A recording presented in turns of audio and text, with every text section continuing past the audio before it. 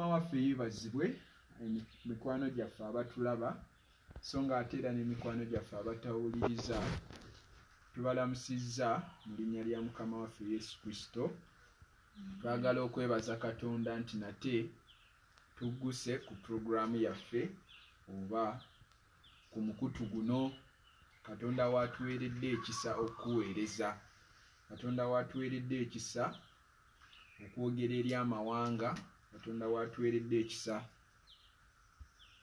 Twagala kwebaza Katonda ku lulwo, twagala kwebaza Katonda eri abo abatulaba olunaku lw'ejjo lwabadde Easter Sunday mu kulika ennaku ezo enkulu.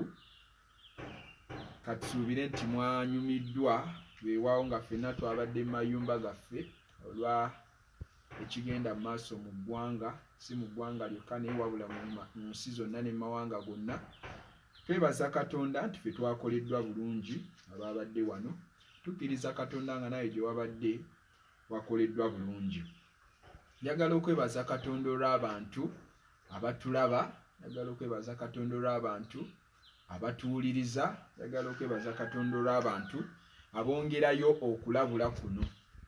Tekyegaanika abantu beeyongedde okuweebwa omukisa, abantu beeyongedde ebintu bino okubirabira ddala nga bya kiseera. Nkukubiriza baako gw'otegeeza, baako omuntu gw'ogamba nti munnaaye nno waliwo ebigambo bino eby'ennaku zino eby'ekiseera. Mu ngeri nno bw'etyo onaaba oweereza. Kati kwata linki eyo eweerezeddwa ne woba ku gurupu ne wobeera ku Facebook osobola onnyigawo ka option ka share n'obaako n'ogisharinga ku timeline yo, n'ogisharingira mu inbox y'omuntu. Ogenda bba nno oyongeddeyo okulabula. Kulabula kuno kwa mawanga kwa nsi zonna. Tutuuse mu kiseera nga Kristo akomawo. Ennaku zisembedde nnyo, ebiseera bisembedde nnyo. Naye oba weetegese otya? Kati eno y'enjiri gye weetaaga okuweereza mukwano gwo, okuweereza muganda wo. Ekyamazima musumba, tekyegaanika abantu beeyongedde okuweebwa omukisa. Naye mbadde nsaba ntegeeza abantu abali ku mukutu gwaffe beeyongere ogukozesa obulungi, beeyongere ogukozesa obulungi. Olwaleero abantu kyewuunyisa nti oli waaba wakomentinga tebakyakomentinga ku mukutu, wabula kati abasinga ajja mu inbox n'agamba munnaaye naweereddwa omukisa, munnaaye kino bwewandoweza kino kye nawulira naye kino kye kyantuuseeko. Kati kwegamba omukutu gwo baagufuula bafunirako obubaka olw'okuba waliwo balinga bo mulimu gwabwe, balinga abajja okuforwardinzi message, balinga kati oli agenda olaba kati njogerere wano ekibuuzo kyange oba mpeere wano komenti yange, kati munne n'agenda mu inbox. So kati mikwano gyaffe nga tuli ku mukutu tusaba tugezeeko okugoberera omukutu ogwo kubanga abantu baweererwako ddala omukisa. Waliwo abantu nga bo batandise okufunirako revival. Nina omuntu eyaddaŋŋamba nti ye yateesetinga essimu ye olutandika bwe tuti ne tugenda online n'essimu ye ng'emugambirawo. Newankubadde nga baba tebannaweereza linki, ye essimu ye olugira bweti ng'emuweereza ka notification ti programu etandise. Kati abantu abafaananako bwe batyo Mukama mukisa, nsaba naawe oyongereyo nno linki eyo, oyongereyo linki eyo. Tubatumidde nnyo, tubaagala nnyo. Mukama abawe omukisa.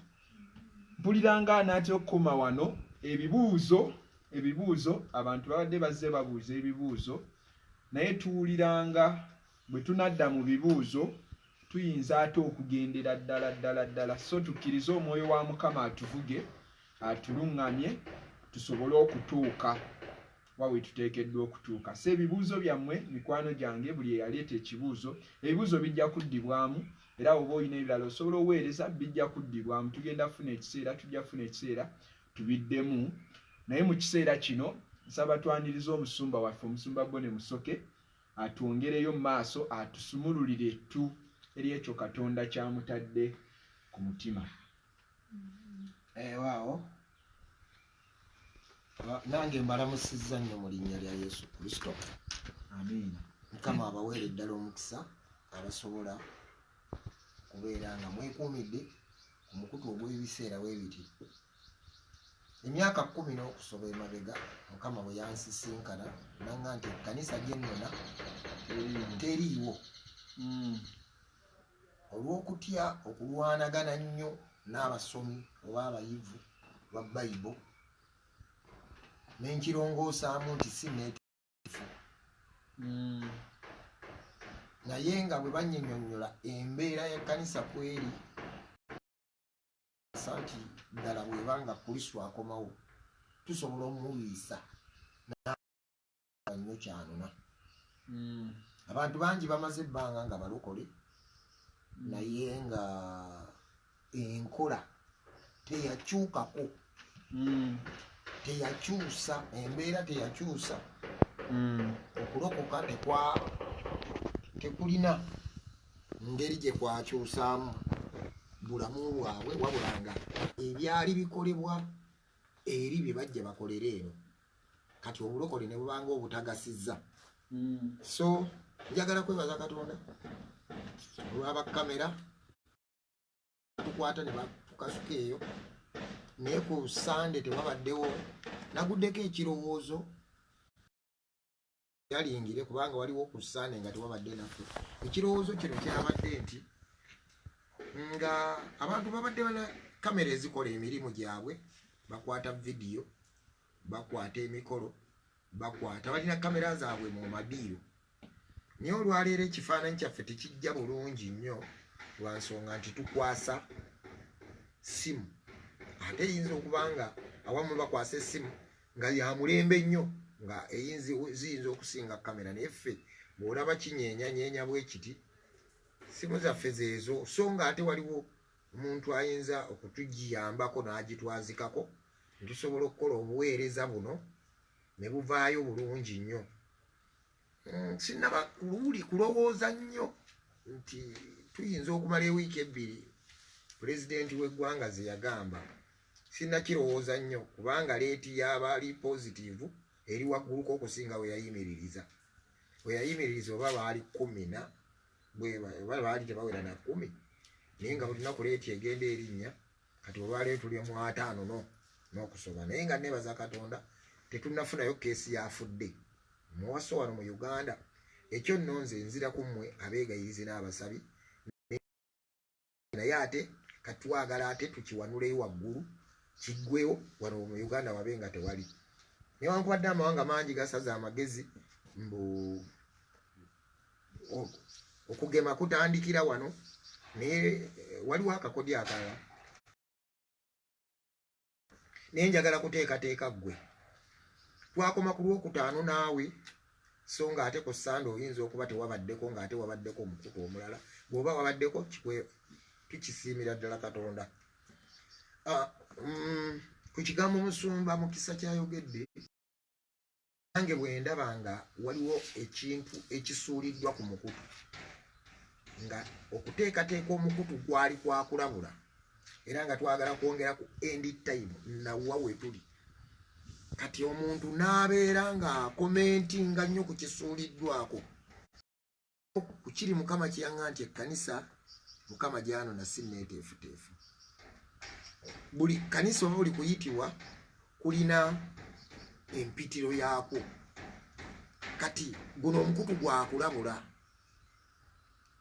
sigaana kusuulako bw'oba ekintu ekyo kigwa mu layini mwennyini n'ojja eri ekintu ebweru n'okiteekako waliwo ekigwera ddala mu layini ngoga nti okirabye Musumba gy'obadde oyogera tiye naye waliwo nga tokomentingangako ku bubaka tolagangako nti oyiga naye nga gwo akakunyumira eyo oba okajjenye kosuulako busuuzi n'otomanya kyosuddemu kireese ensasagge ki tofolowinga pulogulaamu nga bwetambula naye gwe kasita ofunayo akakomedi akabasasa n'okasuulako kati kindaga n'ekika ky'omuntu kikaaki oyo nemmanya oke byebiro byennyini nemaaso kubanga tukyalabula so kati abagezi ekibuuzo omuntu asobola okubuuza ekintu oba n'ayogera ekimukutteko nga kyandiyambye ennyo n'abalala naye olw'okubanga ogenda okumala okutaka kulimu kankubuulyeyo kano bwe tuba tutandise tugusiba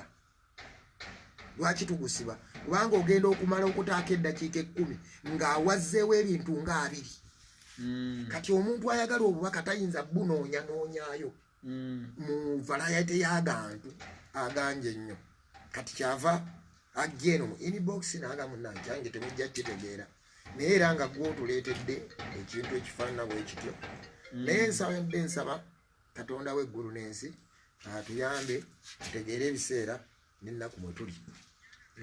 Olunaku lw'enkya waliwo ekintu ekijjudde omutima gwange kyempulira nga kyenjagala okukwatako nandibadde kyenjogerako lwaleero naye nja kikwatako enkya nja kwogera ku mayembe 10 nkubuulire najjembe ki eriri awo wooli ne bw'onooba mu Kuwait ne bw'oba mu Amerika ne bw'oba na mu Uganda ku mayembe 10 ngenda kukubuulira jjembe ki wooli naawe kennyini weekakase kiki kyoli.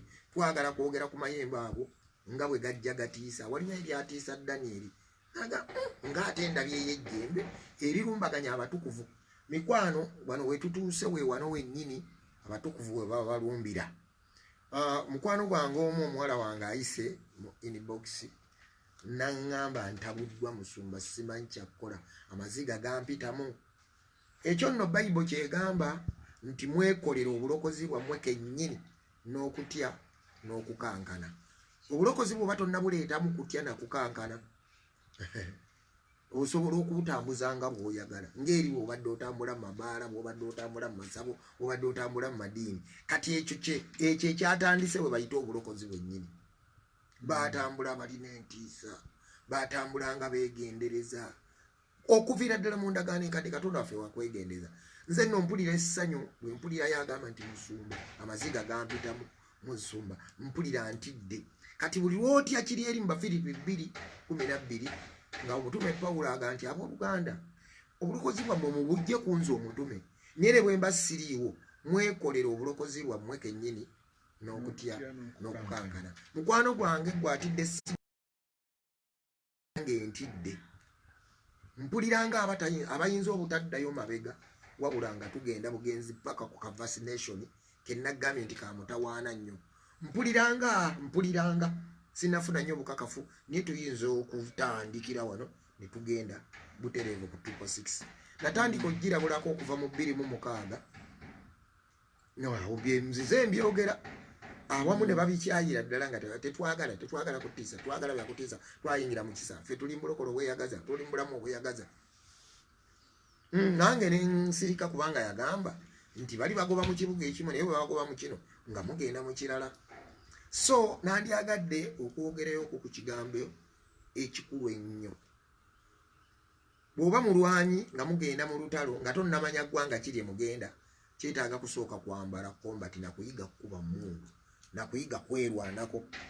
Ekyo kiyinza okuyambako nga tonnayagala tugenda Vietnam tugenda mu Amerika tugenda kulinya nyonyi tugenda mu nyonyi tugenda mu nnwanyi tugenda mu helikopita tugenda mu palachute nga tonnaba kumanya ebyo kyetaaga kusooka kumanya nnwana.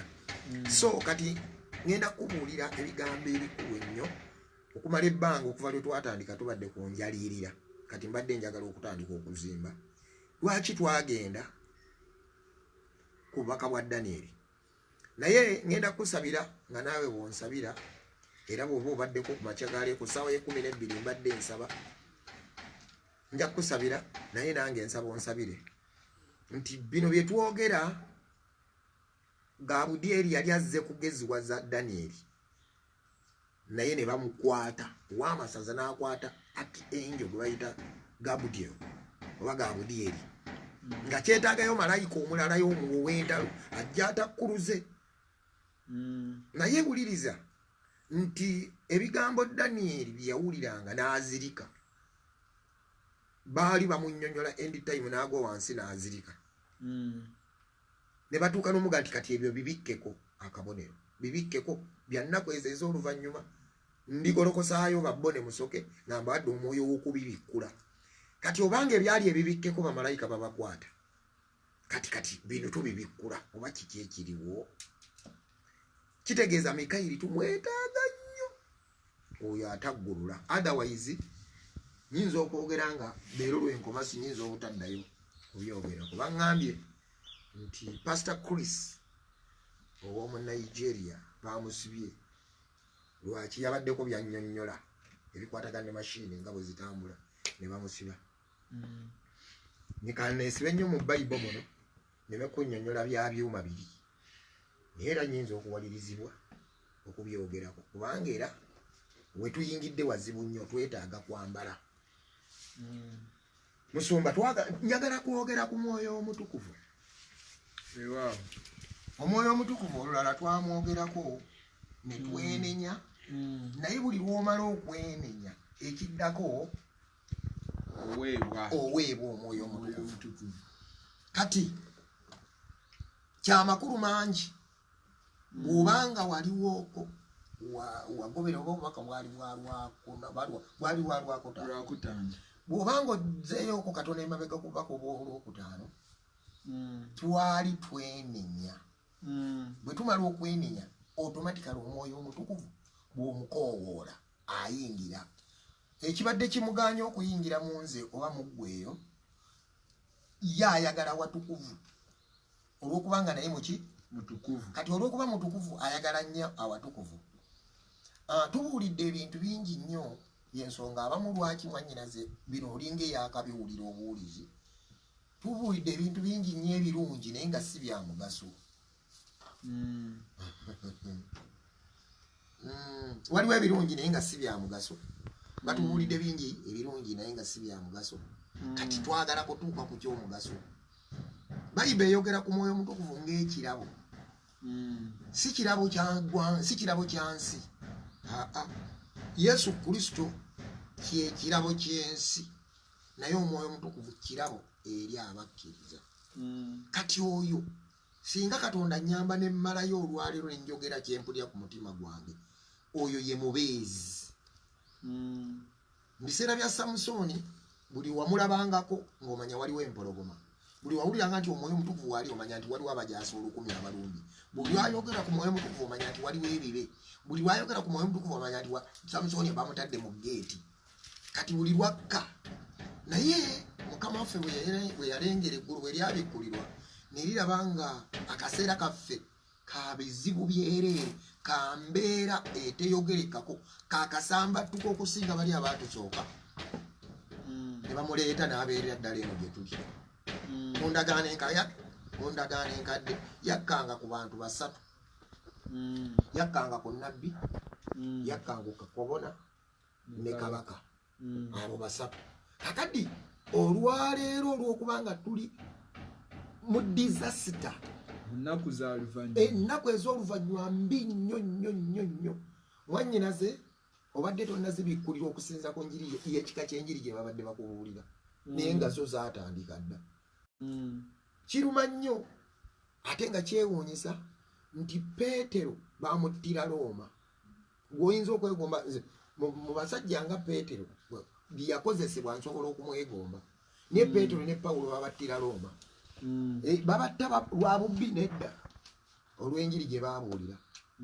Lukka bwe yamala okubuulira oba yali mu ttaki kubuuliramu okwo abantu bangi nnyo ne balokoka ne bamusiba omugwa ku mikono gyombi ne bamusiba ku mbalaasi ne bamwetoolooza ekibuga ne bavuga paka lwe yaggwako olususu ne gusigala mugwa mwereere. Naye afiira ki? Njiri. Yesu yagamba nti bali batta okubalanga erinnya lyange. Bwe waba nga wabadde tewali nnyo gwe batta olw'erinnya lye kyandibanga enjiri gye tubadde tubuulira si ya bwakabaka bwa Katonda. Enjiri ya bwakabaka bwa Katonda esaanuusa mutima kuyingira ggulu. Waliwo omukulembeze w'eggwanga oba yali vice president yali mu biseera ebyo namuwulira agamba genda ebugerere eyo wansi nga ngenda mbuulira enjiri y'ensigo za ppamba. Kati mbuna ensigo za ppamba nayo njiri. Kati enjiri za bika bingi naye Bayibuli ega nti bwe muliwulaba n'enjiri eno ey'obwakabaka bw'erimala okubuulirwa mu mawanga gonna olw'enkomere n'eryetubuka. Kiki ekigisibye? Tubuulira njiri ndala si ya bwakabaka. Enjiri ey'obwakabaka esonga ku kibi, esonga ku kutukula na kwenenya. Mpeereddwa nnyo omukisa muwala wange bw'oŋŋambye nti mpuliranga omutima mpuliranga ne bwe neenenya atakkirizibwa kati gwe sirowoozaayo nti ng'oli mu mbeera efaanana bwetyo oyinza okukiddamu kyokola kyobadde okola tosobola kukiddamu. Okwenenya kitegeeza ki? Kitegeeza tutaani 180 degree. The word repents means to turn 180 degree. So nga ate eriyo 360 mwabasoma kubala mukimanyi. Waliwo okwenenya 360 nti woba otunudde mu north ne weenenya n'okyuka bwoti n'oddawo ovudde. Kati ate eri mu ddiini yaffe tukwalinga kwejjusa. Wejjusa ekintu kyogenda okukola noga Mukama nsonyiwa omwenge naawe olaba naye kakati eccupa yange eno kamala ogimalamu anoomala ogimalamu niyo ogenda okulyanga ate noga naye Mukama naawe wagukola ekkaana n'oguddamu n'ogugula kati naye nga bweweenenya ffe twabanga wejjusa ekintu kyogenda okukola. Naye kye bayita repent kitegeeza oba obadde otunudde mu north okyuka n'otuula mu south kino kintu n'okikuba amabega kyobadde okola nga togenda kukiddamu. Njagala kuddamu mukwano gwange gwe abadde ayingidde mu inbox yange ng'amaziga gakuyitamu oga simanyi nakola bingi mbadde mulokole nalokola ndi muto naye sirina kibi kye sikolanga sirina embuto ze naakajjamu sizimanyi bungi naye ng'ozijjamu eyo okusinziira ku njiri gye babadde bakubuulira kubanga era bajja ne bakubuulira nga naye olina okujjamu olubuto bakubuulira ng'era bw'olina okwenda. Kati bw'obanga togenda kukiddamu njagala kukakasa Katonda atudde ku ntebe y'ekisa ekyo kye bayita okwenenya. Ekintu ky'otogenda kuddamu ekyo kiba kira ekyo tekyetaaga na bingi just to set your heart not to return into it ekyo kyokka kimala kye bayita repent. Ne bw'otogenda kwenenyeza abantu nakwata embuzi nze gwe mulaba nakwata embuzi ne bw'otobyogera kasita owulira nga sigenda kukiddamu kakibeki ekyo kye bayita repent. Tetujja kigendako nnyo naye bw'omala okuripentinga otandika okwaniriza omwoyo mutukuvu kati oyo yagenda okutugema omwoyo mutukuvu yagenda okutugema kye nayogerako ng'okutuukirizibwa. Bw'omala okutuukirizibwa ne bwe basala munno wali ne bamugaa nti owaaye tugenda kukugema ne metric system n'ogaa nedda bannange sijja kukikola ekyo wa omukono gwadde oba mukyenye sijja kukikola. Kakati nno abatandise okuleeta akajanja bwetu tubatta bussi nga bamutta munno ngoga nti abange nange nzuuno nange sigenda kikkiriza nange mummaleewo mangu. Oba wasannyalazibwa oba wakakanyazibwa oba walookingwa oba watuukirizibwa. Waliwo omuntu yaŋŋambye nti sitegeera kigambo kyoyogera okutuukirizibwa kye bayita okutuukirizibwa okukakanyazibwa mu butukuvu. Kati ne wabaawo abaakakanyazibwa mu bubi nga ye ekibya era bw'obadde okiraba Katonda alisaasira gwalisaasira Katonda naye obadde tonenyezebwa bino ebigambo wali tobiwulirangako. Naye Mukama yeebazibwe yaŋŋamba nkulonza ombeerere kw'omu ku banteekerateekera ekkanisa gye nnona eteriiko balado olufuniro. Mu 1800 eddiini y'Abakatuliki we yajjira mu Uganda bajja n'ekinyusi bajja babuulira Yesu Kristo era ne babuulira abantu Abaganda ba wano nga kasooka enzimu balina mayembe balina bitayiga balina bizimu balina byokoola ne bababuulira nti eriyo Katonda omulala era oyo ye taata waffe ow'omu ggulu ne bakkiriza Katonda ne batuuka n'okuttibwa mbunga n'okuyimba bayimba. Kati ekyo kyensaba Katonda atutuuseeko mu biseera byaffe kyensaba Katonda atutuuseeko mu nnaku zaffe kyensaba Katonda antuuseeko. Batirwa nga bayimba ekyo ne battooli ne bamwokya omuliro. Ffe waffe twayimbanga tiyattibwa bubi Matiya mulumba ne Mawaggali omujulizi omuzira Kizito Mutoote yatyanga agenda tino abatooke Mukama yalimanya. Ekyo kuba kutuukirizibwa. Naye nga jjukira eddiini yali yakajja abasajja bajja n'ekinyusi kyennyini. Kati olwaleero kyasaabuluddwa nga bwe nakubuulira mu maaso eyo nti waliwo Looma enkaafiiri wabaawo ne Looma entuukirivu. Abasajja bajja ne Looma entuukirivu nga olyaga nti okugenda mugenda kabanzite babatta bubi obamu babasibanga ku mpagi abo abajulizi ba Uganda babasibanga ku mpagi embwa ne zimulya nga bamusibye embwa ne zimulya paka wafa ne bakuma omuliro naye nga tebangokya mwoke niye bbugumu nga liteeta butesiwe liti ebbugumu ne liteeta omuntu n'afa naye nga bakatoliki kati olwaleero bagamba twala okukane tukkiriza Yesu Kristo omulokozi ekibi kikuwangula ne bakuzaalamu omwana lwakabalagala n'osuula obulokozi n'obufuula wali entebe ku kisaawe n'obutupa wali mu Luswayiri bakuyita kutupa kitegeeza kusuula lwaki ngende enkuba ekyeyo n'otuuka eyo n'okwegamba naye Katonda eno revival yeeno yennyini gye baalanga mu Africa nti Uganda yemu kwezo revival ffe tuyinza obutava wano waka waffe naye nga revival Katonda atuyambe tugikolere eyo mbadde nkusaba mu linnya lya Yesu Kristo ekyo ekisaanuusa mitima ekyo kyamagero ekyo kyokka kiŋŋamba nze bwe mpulira yasaanuuka 57 nze mba nsaba kufa ŋŋende mpulira nga waliwo Katonda kyakoze kyekyo kye mbadde nsenjayaanira natuukako mu Bungereza n'ensanga agaali amakanisa nga mu lujja wajjudde malaa awapaakinganga emmotoka nga wajjudde malaa kati ekyo nga ne ng'olujja lw'ekkanisa luzise ennanga mweziri amasannyalaze mweziri mulimu entebe zino ez'embaawo ennyo ezo ezitayonooneka yonna ekkanisa eriseeti bulungi naye nga temuli agirinnya ekibuuzo oba kyali kitya kino ekibadde kijja kinywa obwobwa Katonda mu mitima gy'abantu kyakabi nnyo buli lwoggwako ennyonta eyo buli lwoggwako enjala eyo ey'okulya ng'oyagala okuyiga ey'okulya ng'oyagala kwetukuza ekyo buli lwe kiggwamu waliwo ekiyingira kati bannaffe enjiri gye yava eya Anglikani kati eri yasigulukulwayo yavaayo buvi mu Bungereza nejja mu Africa oba nejja mu Uganda kati eri tekyaliyo ebintu basigaza eri oyinza okwagala okugula mbu oyagala okugula ekifo bwagamba nti oyagala kukoleramu ki njagala kubuulira mu njiri tebatundawo naye bagge babawaawo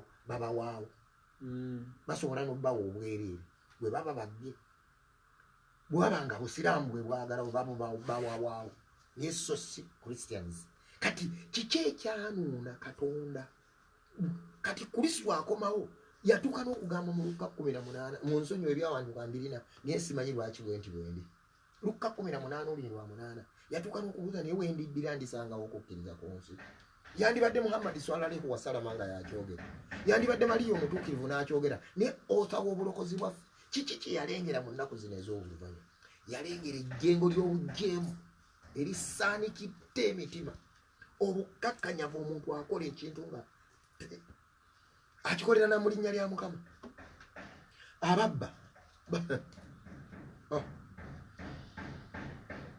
nsaba Katonda entiise tukoleremu omwoyo omutukufu oyo agenda otuyisaawo we tugenda yagenda otuyisaawo omwoyo omutukufu bamwogerako ng'omubeezi omwoyo omutukufu bamwogerako nga omubeezi akumanyisa what is next mu pulogulaamu yaffe twali tugenda kwogera ku nsolo okugijja ku mutwe ku kifuba ku lubuto ebisambi obugere obwamenyeka ejjinja tugende bwe tuti naye omwoyo omutukufu bwati watututte naga musooke mulindeka kino tudde wano kakati awo tugenda kwogerawo nnyo nange mpulira njagala nesungawo kubanga ninawo ekitonoto kyennyinza okwogera naye kinyuma nnyo kyogere nga naawe omwoyo omutukufu atandise okuba mukwano gwo ng'omuwulira mukwano gwo owulira otandise okubeera eddagala ery'emirimu gyo engamba ery'obulamu bwo tugende Mukama tugekole tutya asobole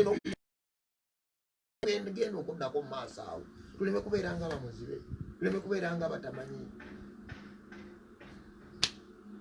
omwoyo mutukufu tugende mu Nakkumu bikule mu kitabo kya Nakkumu essuula 4 ssuula 3 Nakkumu 3 olunyiriri lwa 14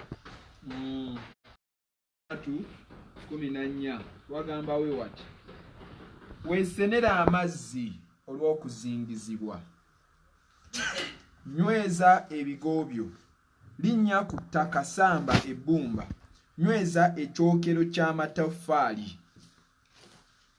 weesenera amazzi waliwo okuzingizibwa. Weesenera amazzi ku lw'okuzingizibwa. Muwala wange ali e Kuwait, muwala wange ali e Dubai, muwala wange ali, mutabani wange ali e Sudan, mutabani wange ali e America, mutabani wange ali e Bungereza. Abatukuvu abaagalwa abali wano waliwo okuzingizibwa. Tuzingiziddwa. Tuzingiziddwa. Eno embeera eyinza obutadda mabega. Akagambo bwe ŋŋamba nti eyinza nkwata bulungi, eyinza obutadda mabega. Ng'egenze bwetyo. We nakulira, we nazaalibwa mu myaka gy'enkaaga ng'omunnyo gugula waafu. Teriyo gye gwalinnya ne guddayoko mabega. Gulinnya bulinnya. We nakulira nga waliwo n'oluyimba lugamba nti buliba buti ng'enkaaga egula nte. Enkaaga yagulanga kibanja kiramba. Ensiringi enkaaga nga zigula ekibanja. Naye nga kiwulya kya mutawaana nnyo kiriba kitya nga enkaaga egula nkozi nte. Nusu nkaaga nga zigula nte. No. Nabo bakifuma bufumi. Beewuunya kiriba kitya. Buliba bwe buti nga ate enkaaga egulawo nte yokka. Ng'alina enkaaga yonna gagga. Mwe abaali abazaale waliwangayo oluyimba Gerard yaluyimba mbu yali Masajja w'e Masaka eyo ng'agaleka Gerard n'eddira y'e Masaka kubanga ndabanga ebintu by'entebe asala mbuse ku kisaawe entebe Sseggwanga egula siringi 2. Sseggwanga ennamba mbwe ogigula nnusu 2. Kati muka Gerard kaddeyo e Masaka kubanga awulira tajja kusobola Sseggwanga n'ogigula siringi 2. Kati gweguliriza ali ku mulembe guno. Tebiddanga mabega kyembadde njagala okujjayo. Tebidda mabega kati bisobola obutadda mabega. Ng'okujjako gattu tuli immune mu mwoyo mutukufu. Katonda yagamba Ezekiel mu ssula ya 9 olunyi lwakuna tetugenda kusomayo nti genda oyite wakati mu kibuga. Kandi usome olwamwannyinaze oyo ayigenze mu inbox yange njogera ku kuzingizibwa. Onkoze bulungi nnyo omukwano gwange. Singa omukutu tegubadde mujjuvu nnyo n'oyitira wali kyandikoze amakulu naye tokikola kubanga byoyogedde ebimu biruma. Ezekiel meka ngambye meka eri eno mu mutima naye simanyi Ezekiel gyali. 9 wagamba watya? Ezekiel 9 wagamba awo Mukama n'amugamba nti genda oyite wakati mu kibuga wakati mu Yerusaalemi oteeka akabonero ku byenyi by'abantu abassa ekikkoowe era abakabira emizizo gyonna egikolebwa wakati mu kyo. Gwe mwana gwe mwana wange sijja kwogera linga nsaba Katonda nnyambe. Genda oyite wakati mu kibuga oteeka akabonero ku byenyi by'abantu abakabirira emizizo egikolebwa wakati mu kyo. Genda benjagala eno kuye qualification. Genda oba maakinge eri maaka egenda okujja nga bo bamaze okutuukirizibwa tebakyakkiriza eri agala sisobola kufuna 2 sisobola kufuna maaka ya omwoyo mutukuvu nenfuna maaka ya Bill Gates. Sisobola tasoboka naye qualification ki genda oteeka akabonero ku bantu egikolebwa wakati mu nnyumba ya Mukama. Okimanyi nti oli nnyumba ya Mukama? Okusinza Abakolinso ekisooka 3:16 olunya olw'17 luga nti omuntu yenna bw'azikiriza yeekaalu ya Katonda naye agenda mwezikiriza. Asooka olw'16 nti obadde tomanyi nti oli yeekaalu ya Katonda era omwoyo omutukuvu atuula mu mmwe. Naye omuntu yenna bw'azikiriza yeekaalu ya Katonda bw'agyendesa bw'agibbisa bw'agisamiza bw'agiyombesa kwegamba effujja eryo lyetukola Katonda agenda muzikiriza naye anoonyayo omutima ogunaasaanuuka. Ebigambo bino nagambye nze nange nasoose nga ntandika nagaye mpulira nange omugugu nange mpulira ennaku. Sisoose genda mu ggulu bulijjo kino nkigamba aba LTV. Sisoose genda mu ggulu nenkwatayo poloti nange simanyi oba najja naayitawo naye nina kaabaka kukaabirya Katonda ennyamba nneme kubeeranga Musa. Musa yajja Isirayiri e Misiri n'amaliza nga tatuuse mu nsi ensuubize. Ku mulembe gwaffe guno ensi ensuubize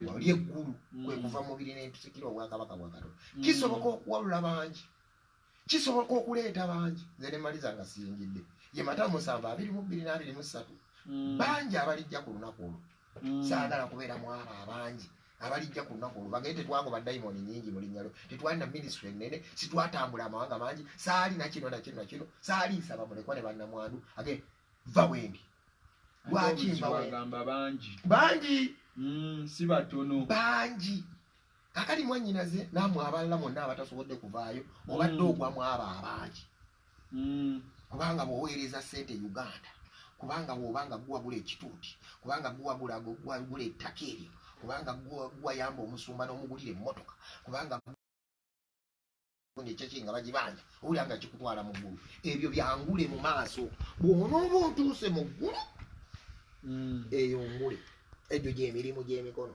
ngule naye engule bagiteeka kwatuuse mu ggulu bw'obanga okoze nnyo nnyo nnyo n'otogenda mu ggulu tebigenda kulabika nawo mukwano gwange Ezeekeri agambye genda mu kibuga nsaba Katonda okukyopiikinga nga nange bwenkipiikinga ekinkaabiriza emizizo nze nagenda mu London nagenda mu America naye okusinga mu London nga kyensinga okwewunya ge makanisa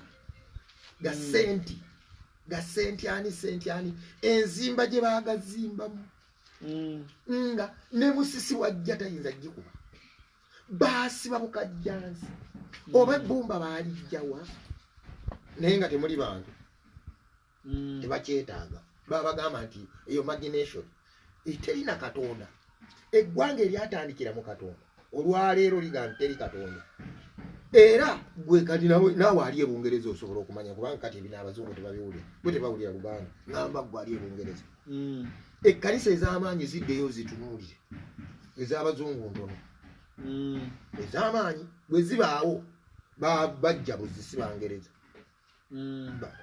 kanisa ya bannakenya Nigeria bannagana bannauganda abantu abavudde abamu Africa bw'abaayo ayinza okuba nga yajja buzi kiba ekintu ekinywa Katonda mu mitima naffe eno kyatutandika Kristo waddira kiteekwa okuba nga kimaze okumalamu abantu abalina entiisa kati Mukama agolokosa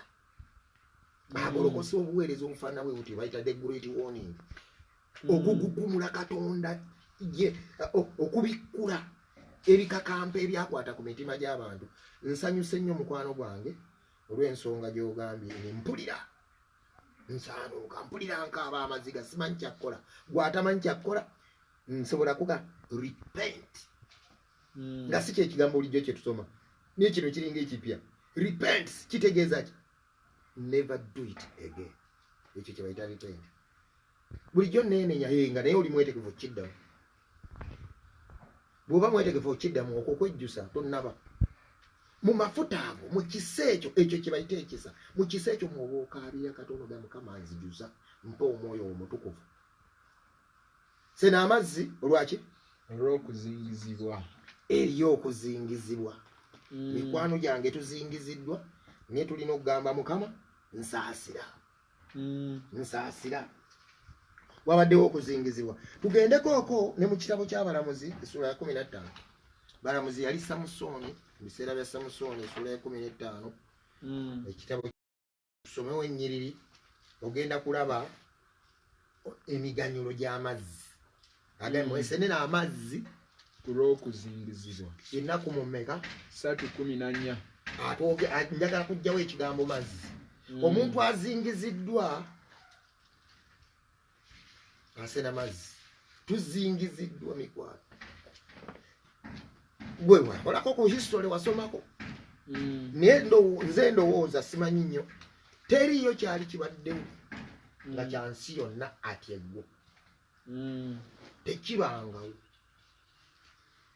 kiba kya country simanyi oba nekya continent simanyi oba kyali kibaddewo ekya continent naye kino ensi yonna ngeri ku kintu kino kakati awo wagenda okugolokokawo wano leader kubanga eno problem bweba yansi yonna kati eno strategy yakoleddwa bukolwa bayidawo wano eno embeera evaamu wano leader wano coin wano religion wano ki wano currency kyembadde ngamba wano government ye wano leader wano currency wano religion eddiini emu kati awo tugenda ndowooza okukwata enkya tugenda kutandikira awo ebibuuzo byo tubadde tukyabirina naye nga saagala nnyo biddamu nga mpulira njagala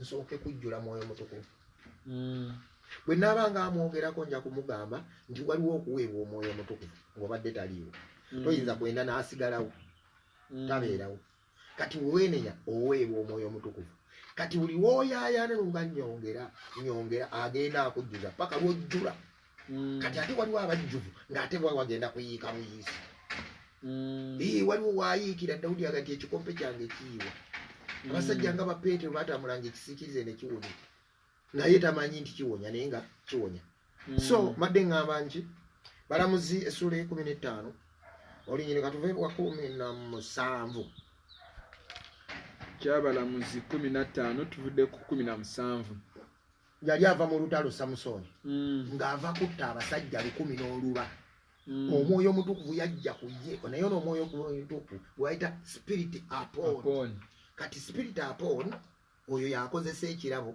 yakozesa obuweereza yakozesa abayimbi yakozesa bannabbi yakozesa abasumba yakozesa abatume yakozesa emirimu gya Katonda naye nga waliwo ate gwayita spirit within nabagamba nti spirit upon eri mu bawala 10 Matayo 25 ge mafuta ag'omu ccupa bano abaalina amafuta ge mafuta ag'omu ttabaaza kati abaalina amafuta ag'omu ccupa abo be yagenda nabo bali abalina amafuta agaki ag'omu ccupa ag'omu ttabaaza tiyagenda nabo yagenda n'abo abalina amafuta ag'omu macupa kati ono Samusoni yali akozesa omwoyo mutukuvu the spirit upon omwoyo ono w'ettabaaza oyo w'ettabaaza akka obusa oyo kati olwaleero gwe njogereramu lwaki mmala nenkuga nange mpulira omutima gunjugumira nange mpulira okukankana simanyi oba eccupa yange ejjudde oba simanyi oba mulimu munda kubanga kwotegerera nti temuli bamala kugezesa waba amala kubaawo oluyoogaano oli amala kukuba luyino nga nti nze toyinza kunkuba otyo tosobola nze nkutuga era n'oleka ng'onna gwosse okugezesebwa boosi amala kwesimba munaga nti ondabikira bulungi tinange nakirowooza dda nti ndabika bulungi ne mumaliriza okuba nga mwegasse naye ng'obadde mulokole kokakasani mu ccupa temubadde katwagala kaabira spirit aki ge mazzi mwesenera amazzi olw'okuzingizibwa kati uno katulabe Samusoni amaze okutta 10 17 kyabalamuzi essula ya 15 awo olwatuuka bwe yamala okwogera n'asuula oluba okuva mu ngalo ze ekifo ekyo ne kiyitibwa Lamasuleki ennyonta n'emuluma nnyo n'akaabira Mukama ulira ennyonta bwerumya akaabira Mukama ng'agamba atya n'ayogera nti otuwadde okulokoka kuno okunene n'omukono gw'omuddu wo ne kaakano ennyonta enenzita nengwa mu mikono gy'abalabe abatali bakomole olw'19 naye Katonda n'ayasa ekinnya ekiri mu leeki amazzi ne gavaamu awe yamala okunywa omwoyo gwe ne guddamu ne gumuddamu gwe nandikunyonyodde omwoyo gwe gukuvaamu omuntu w'omunda bw'akuvaamu n'adda wali okukuba kufa n'alamuka kyeryava lituumibwa erinnya enkakkole oluli mu leeki okutuusa leero akaddako kenjagala olwabiri n'alamulira Isirayiri emyaka 20 mu nnaku z'Abafirisuuti anywedde amazzi omulundi gumu n'alamulira Isirayiri ago tegaali mazzi buzi ago amazzi agalamula gafuga agakulembera alokose amaze okulwana olutalo oluli genda kufa enjala Mukama nge ekkanisa ezimbiddwa Uganda gundi ssebo Katonda atuwadde ekisa ekkanisa ez'ebiwempe eba yakatandika Fwe twalokola naloka 89 nga makanisa nga kivumo nga Daudi we yavuma Sagundi Goliath naga nti obutali bukomole. Paulo akyogerako mu Efeso naga mujjukire mu Efeso 2 mujjukire mu abamawanga abatali bakomole ngo obutakomolwa kivumo. Kati kyalinga kivumo mu Uganda okubanga ekanisa ya biwembe. Kati gwatulokodde olulokola luno olunene bwe ruti mukama tufe bayo chipu okugemwa obugemwa bakugeme nga tolina mulwadde. Sigamba nti obadde mulwadde senyiga yakutte kubanga no mu Uganda taliwo. Baleeta akantu bagenti kati tofuluma mu nyumba kujjako ng'ogemeddwa. Kati kisinza how deep you are in the spirit. Obutakikkiriza kyenvudde gamba nange sinnamanya. Bwe bajja ne bakonkona ne bagamba aha seba abaawano temuli balwadde mumwe batukebera kubanga alaba kati wali mulwadde. Batukebera nga tewali mulwadde ndi kati okubataasa mukono wadde tubagema. Ani agaana naga nedda ssebo mutambuleeko nti anti mulidde mu gavumenti oluko.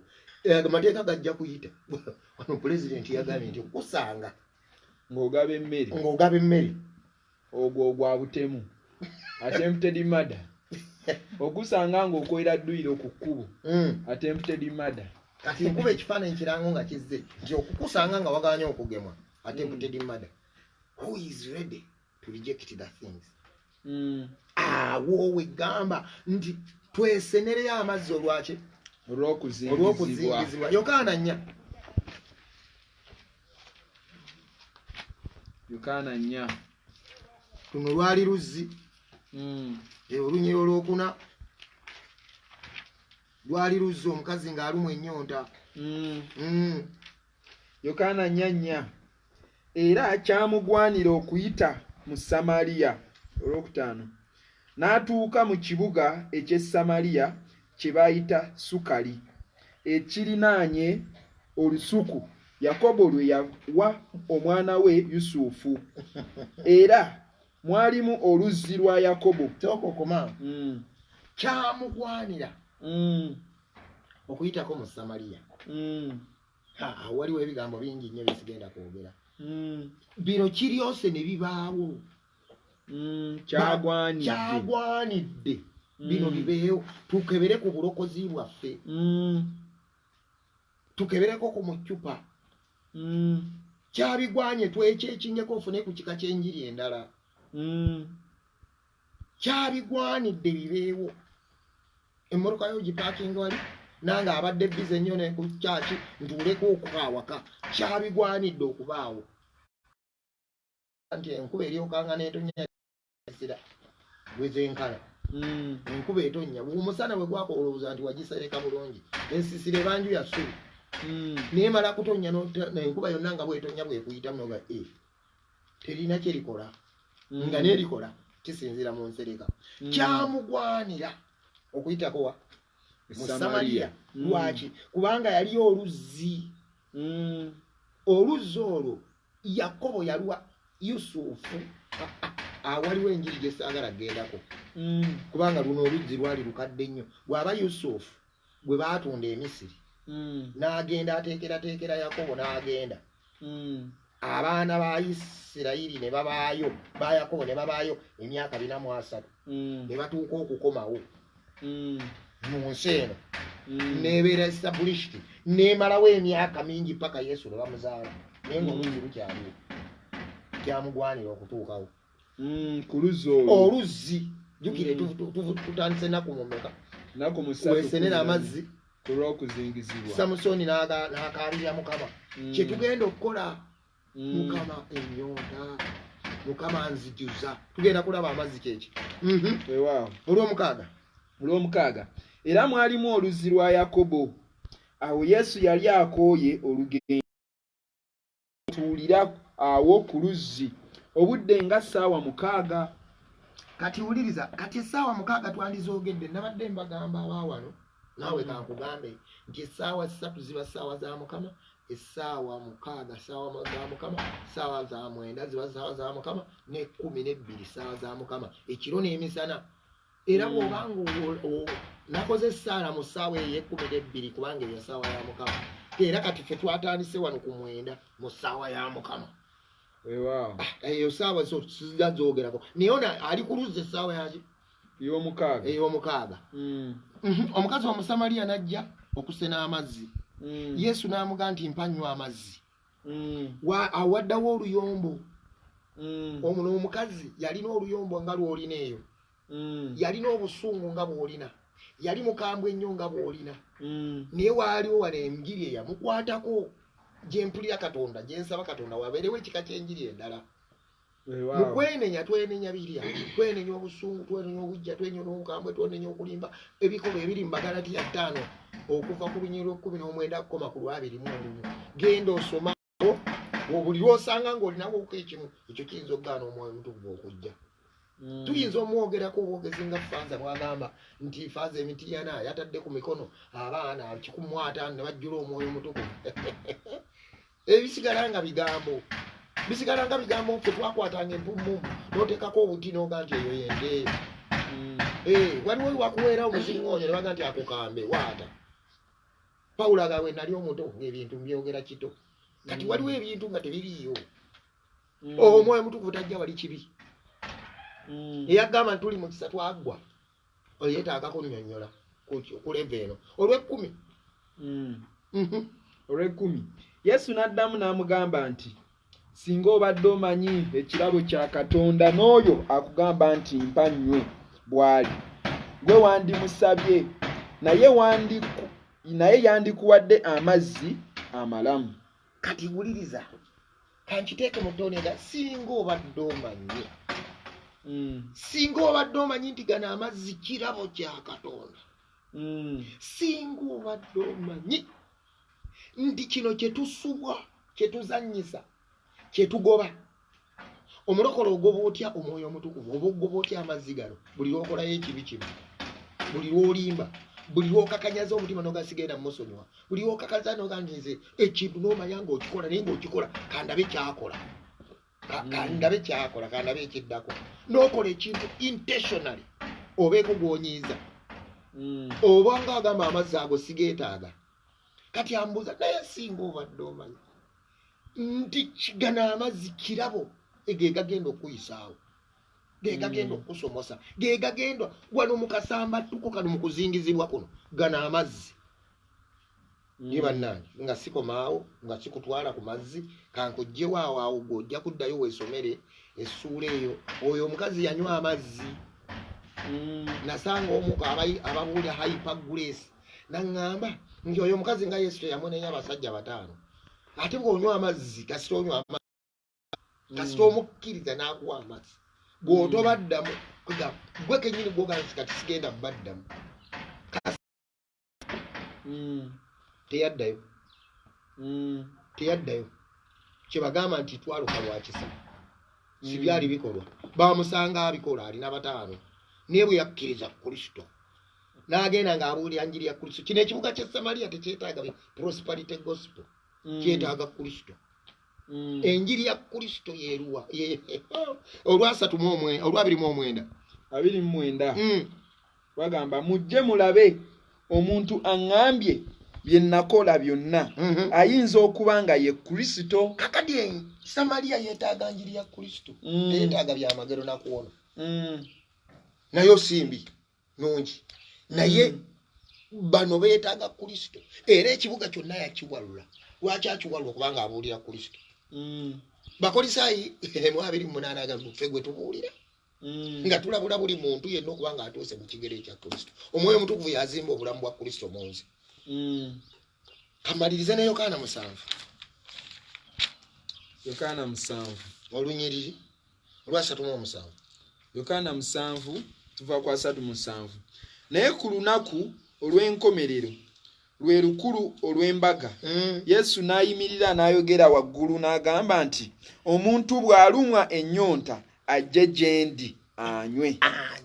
Omuntu yenna jjukira eri mu Yokaana aga nze mazzi, nze luzzi olw'amazzi amalamu, nze nga ba amazzi ago jukira eri mu Yokaana 14 nti wesigenda omubeezi tajja kujja niyo oyo omubeezi omwoyo mutukuvu wendituma kati ono yagaba otyo olwa 3:8 akkiriza nze ng'ekyawandiikibwa bwe kigamba nti emigga gy'amazzi amalamu girifuluma mu lubuto lwe olwa 3:9 ekyo yakyogera ku mwoyo gwe baali bagenda okuweebwa bwa abamukkiriza kubanga omwoyo yali tannaba kugabibwa kubanga Yesu yali tannaba kugulumizibwa kati agamba nti omuntu alimu ennyonta jjano eri kye twatandise ennaku mu 3:14 nti mwesenera amazzi naga nti naye ekyo mulabika omuntu ayagala amazzi ajjanywe gyendi kati eno nannyonnyola nti ekyo yakyogera ku bw'omwoyo omutukuvu gwe baali bagenda okuweebwa kubanga yali tannakola atya yali tannagabibwa twetaaga omwoyo omutukuvu gwe tugenda okukoowoola omwoyo omutukuvu kirabo singa osoma Bikola Atume 2:3-7 genda ku katono mu maaso awo tugenda kukoowoola omwoyo omutukuvu naye bannanga anyuma nnyo ng'oweenenyezza tabeera wako baganda baffe abo ku lunaku lwa Pentekooti bamulinda 2:49 olwataano nakka lwe bayita olwa Pentekooti bwe yakkayakka n'ennimi endala bwe yakkayakka abaliriwo bamanya bwe yakkayakka n'okuyuuguuma naye kati okuva ku lunaku olwo yakka kati olwaleero kimugaana okuyingira mu nze kimugaana okuyingira mu ggwe kibi naye bw'omala okukijjawo n'omwaniriza ogenda kuwulira emirembe ogenda kuwulira obulamu nga bulala ojja kunkubira ogende Mukama akuwa omukisa 2019 twalina conference nga twogera ku mwoyo mutukuvu twali tumukoowoola nga bwe tugenda omukowoola newabaawo omuwala wange yali mu China naye n'atandika okumukoowoola nkowoola omwoyo mutukuvu kati ebyaddako baali bamuloga balina bye bamuliisa ne biva mu lubuto mulufufule n'agweri n'asesema bagenda okuddana nga takitegeera ayagala kukubira 99 nga terina kyakukola awuliraga Yesu ndaza Yesu nsonyiwa naga bino ebyo ate Yesu munnange poliisi obwo n'omuleetera poliisi nga aderivalinga niye ffe tuli eno naluvule UCC bali China omulala yali Bungereza omulala yali mu America niye nga batuwookinga nga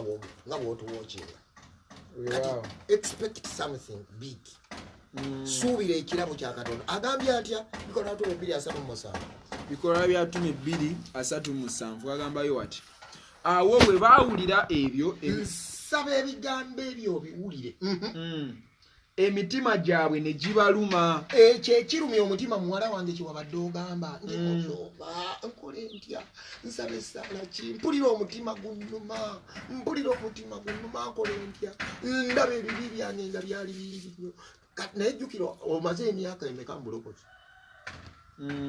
kati kino kisa ekikujjidde obadde okola naye nga towulira conviction kati ekyo kyowulira gye bayita conviction bayibega nti omwoyo omutukuvu bw'alijja alirumiriza ekibi kati kyekyo kyogamba kakati waliwo ebigambo ebisaanuusa emitima wabewo ebigambo ebikyamusa ne mwetikka obutebe ne mukubagana obubina ne mukoda gwakawuna ne mubongako ne mukuba bbanga naye mbwawe baawulira ebigambo ebyo emitima gyabwe ne gibaluma nsaba Katonda ampeere ekisa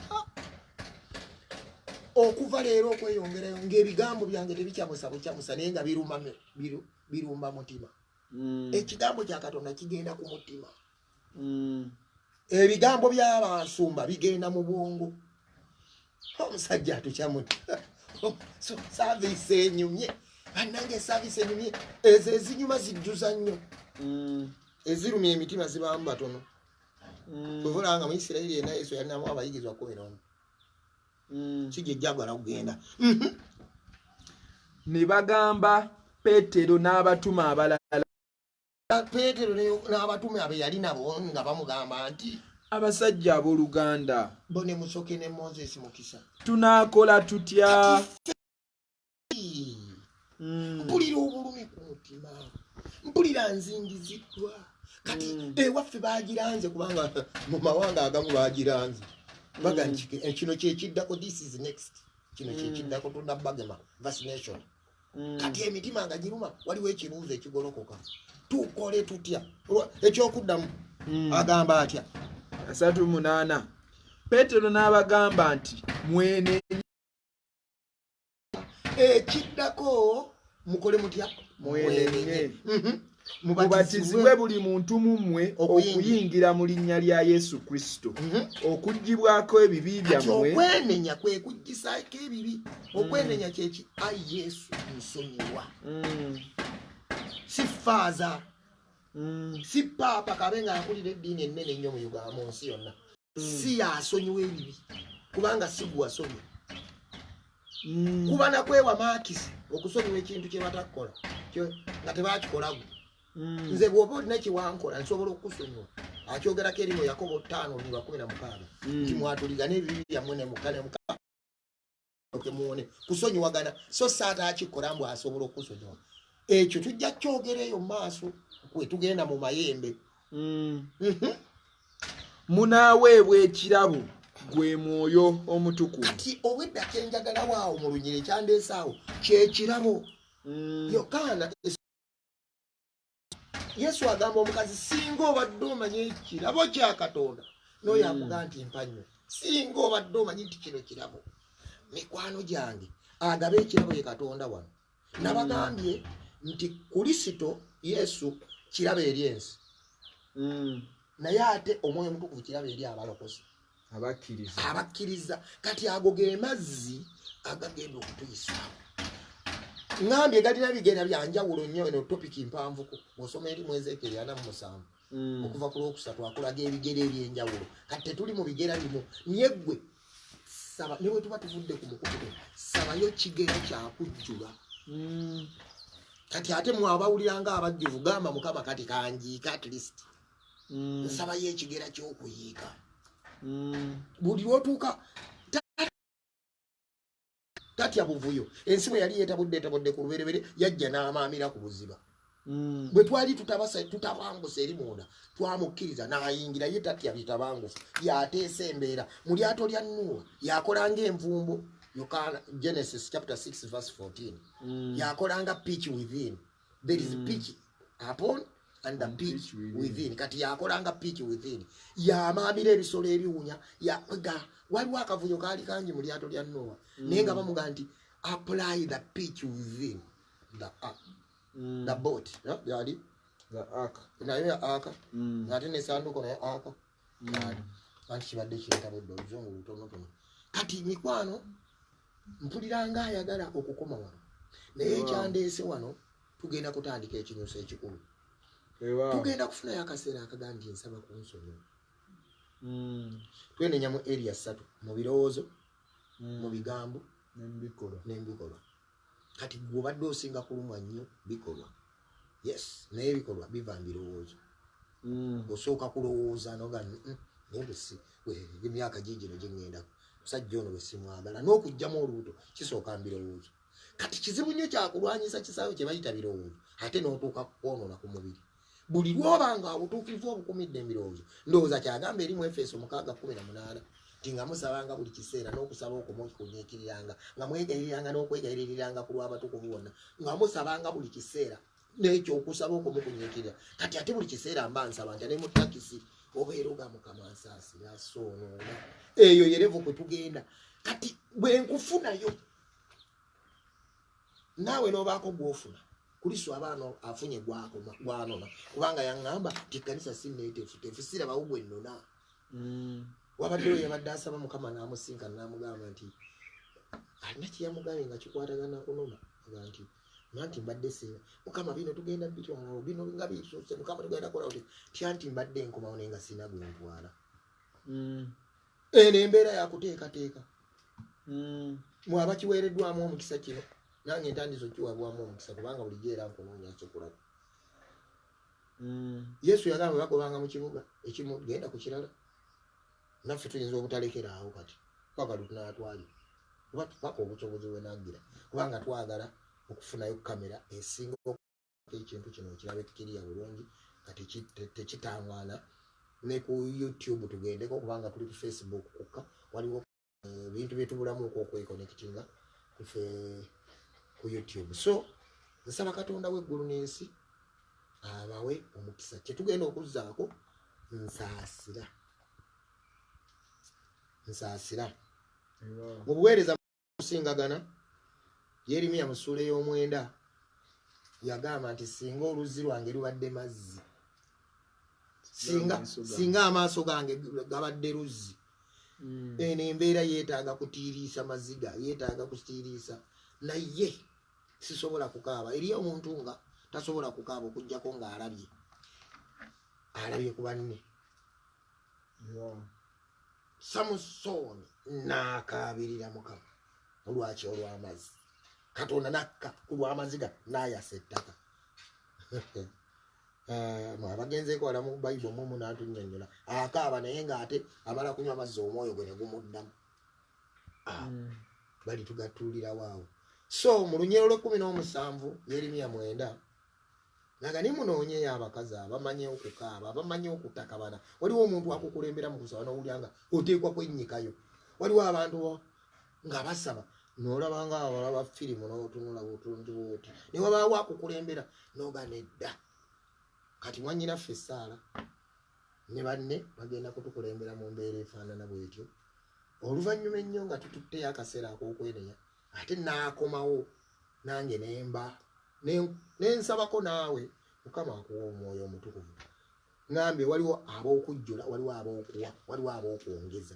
Kubanga kusinziira ku Ezeekeri 47 okuva ku Lwokusatu ebigera bya njawulo. Waliwo agenda okufuna obufunyi olwaleero nga bwewenenyezza luli tewafunye nga naye ng'ekyo kyewakoze gwabadde musingi yabadde entandikwa nungi. Mpulidde ku mutima gwange nga tetunnagenda ku nsolo nakubuulya jjembe ki mu ggwanga eyo oba olwaleero gwe Uganda oli ku jjembe ki, mwabeebuwala nga muli ku jjembe ki, mwab'Amerika muli ku jjembe ki, mwab'e South Africa muli ku jjembe ki, nga sinnakubulya kika kya jjembe ki gy'olina weba jjembe namba mmeka. Mba kino kibadde kikulu nnyo twagala omwoyo omutukuvu. Munnange semberako wano otutwaleko okwo ne ttiimu yo mu kwenenya. Lwaki tetwagala kulwawo nnyo mu kwenenya? Lwa nsonga twenenyezza jjo, twenenya olulala, tubadde naye ojjanga kikola kabawo.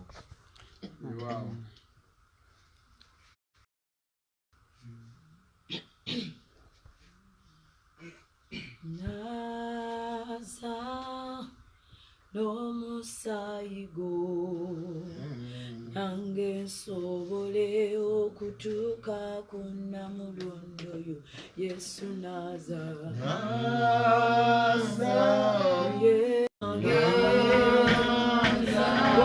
Mukama n'omusaayigo nsobole nange nsobole okutuuka Mukama naza ebigambo byange